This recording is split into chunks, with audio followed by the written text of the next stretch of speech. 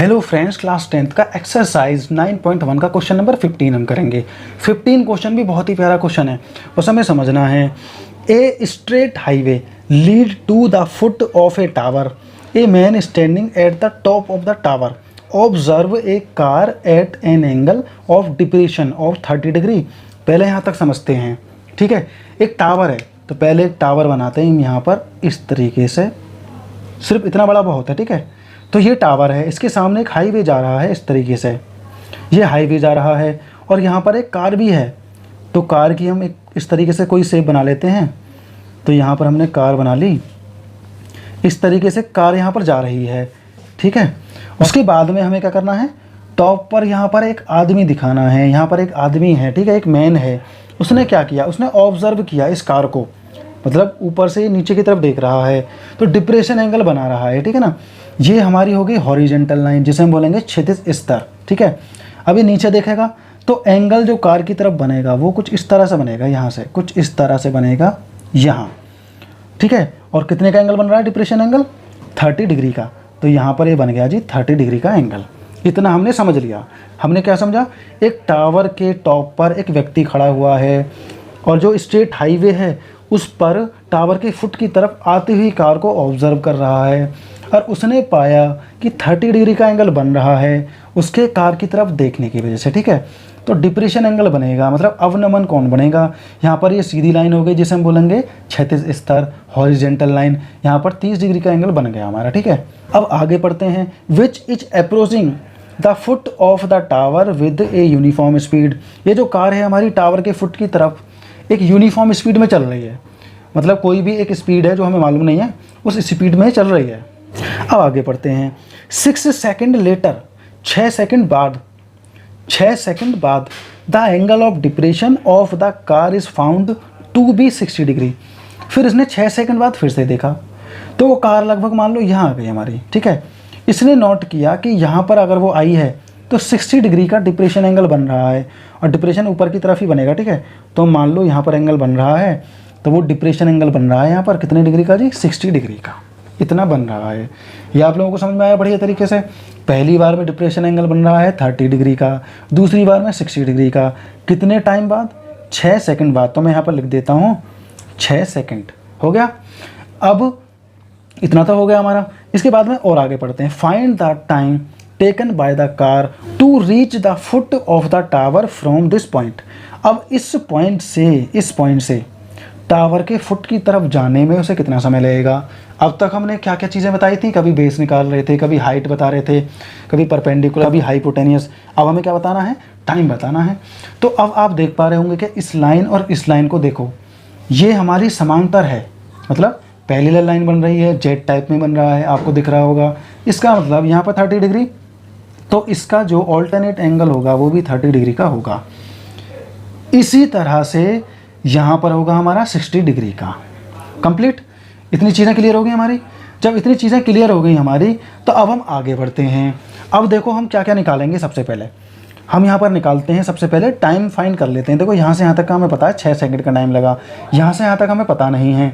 तो हम क्या करेंगे, इसे फाइंड कर लेंगे, लेट कर लेंगे। तो सबसे पहले स्पीड लेट करते हैं। तो मैं लिखेंगे let the car uniform speed कितनी है जी, x। आप लोगों को पूरी लिखनी है, ठीक है, x है।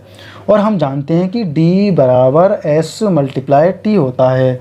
मतलब डिस्टेंस निकालने के लिए हमें क्या करना है, स्पीड को टाइम से मल्टीप्लाई करना है। तो टाइम कितना है, 6 है यहाँ पर, ठीक है, यहाँ पर 6 है। तो कितना आ गया हमारा, 6x आ गया। तो मैं यहाँ पर लिख दूंगा 6x। कंप्लीट।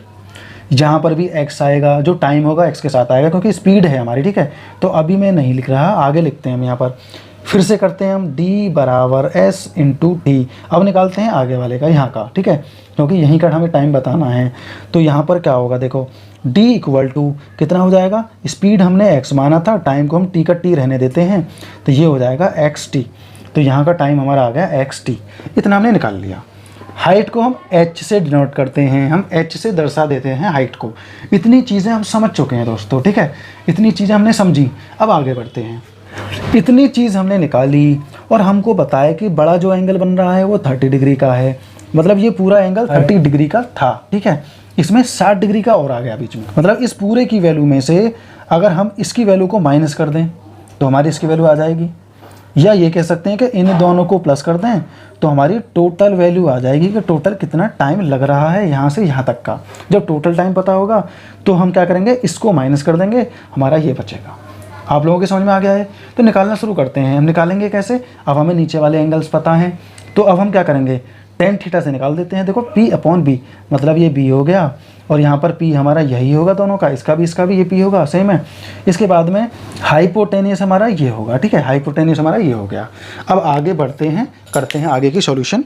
तो मैं क्या करूँगा, इसको रफ कर दूँगा यहाँ से, क्योंकि जगह बन जाएगी, आप लोग इसे नोट कर सकते हैं इससे, ठीक है ना। मैं यहाँ से रफ करता हूँ। अब आगे बढ़ते हैं हम यहाँ से रफ करने के बाद में। तो हमें क्या करना है, टेन थीटा, यहाँ नहीं, यहाँ से लिखना शुरू करता हूँ, नेक्स्ट से यहाँ से, टेन थीटा बराबर P अपॉन B के बराबर होती है। टेन थीटा यहाँ पर कितना, 30 डिग्री का लिख देता हूँ। 30 डिग्री P अपॉन B कितना है, 6x प्लस, ये टोटल है ना इसका, तो टोटल ही लिखना है हमें, यहाँ लिखना है xt, हो गया। और tan 30 की जो वैल्यू होती है वो कितनी होती है, 1 अपॉन √3 के बराबर होती है। यहाँ पर हो जाएगी P upon 6x plus xt।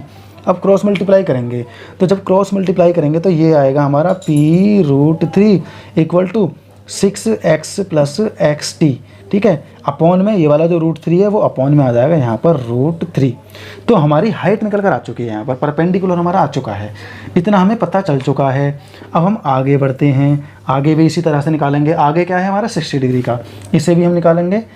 Tan theta बराबर P अपॉन B, ठीक है। टेन थीटा कितना है, 60 डिग्री है हमारा, लिख देते हैं 60। P अपॉन B सिर्फ हमारा xt माना जाएगा यहाँ पर, क्योंकि वो पूरा 30 का था, इसका सिर्फ इतना ही है। तो यहाँ पर हो जाएगा जी, 60 को बोलेंगे √3 और ये हो जाएगा P अपॉन xt। तो ये हो जाएगा हमारा यहाँ पर P इक्वल टू √3xt। तो एक हमारा ये आ चुका है, आपके सामने बिल्कुल क्लियर हो चुकी हैं दोनों चीज़ें।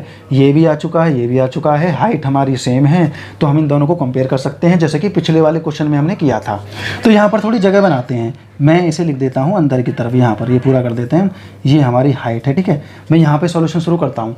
अब हमें क्या करना है, अब हम इसका अगला स्टेप लिख सकते थे क्या, हमने क्या किया, यहाँ पर x को कॉमन ले लिया, अंदर हमारा बचेगा 6 प्लस t, नीचे हमारा रहेगा √3। तो हम इन दोनों को कंपेयर करते हैं यहाँ पर। तो यहाँ पर हम करते हैं क्या, √3xt बराबर कर देंगे हम किसके, x बाहर आ जाएगा, 6 प्लस t अंदर आ जाएगा, अपॉन √3 आ जाएगा।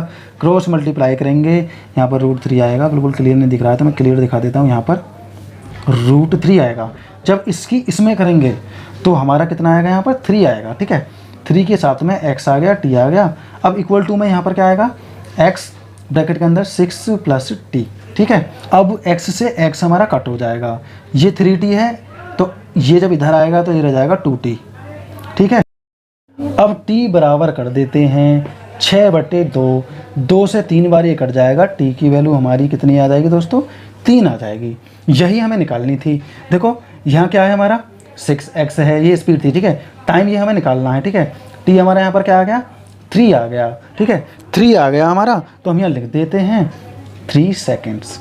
ये हमारा दोस्तों आंसर हो चुका है। 6 सेकंड यहाँ तक और 3 सेकंड यहाँ तक, मतलब टोटल 9 सेकंड इसे लगा यहाँ से यहाँ तक पहुँचने में, लेकिन इसने सिर्फ यहीं का पूछा है, हम बता देंगे 3 सेकंड्स लगेंगे। तो ये क्वेश्चन दोस्तों बहुत ही ज़्यादा इजी था। हमें ध्यान में रखना है कि यहाँ जेड टाइप का एंगल बना रहा है, इसलिए 30 डिग्री का यहाँ बना तो यहाँ भी बन गया, यहाँ बना तो यहाँ भी बन गया। आपको पता है ऑल्टरनेट एंगल जो होते हैं वो क्या होते हैं, इक्वल होते हैं। बाकी सारी चीज़ें मैंने बता दी, टेन थीटा से हमने निकाला। ये क्वेश्चन दोस्तों हमारा यहीं पर कंप्लीट हो जाता है। मिलते हैं नेक्स्ट क्वेश्चन में।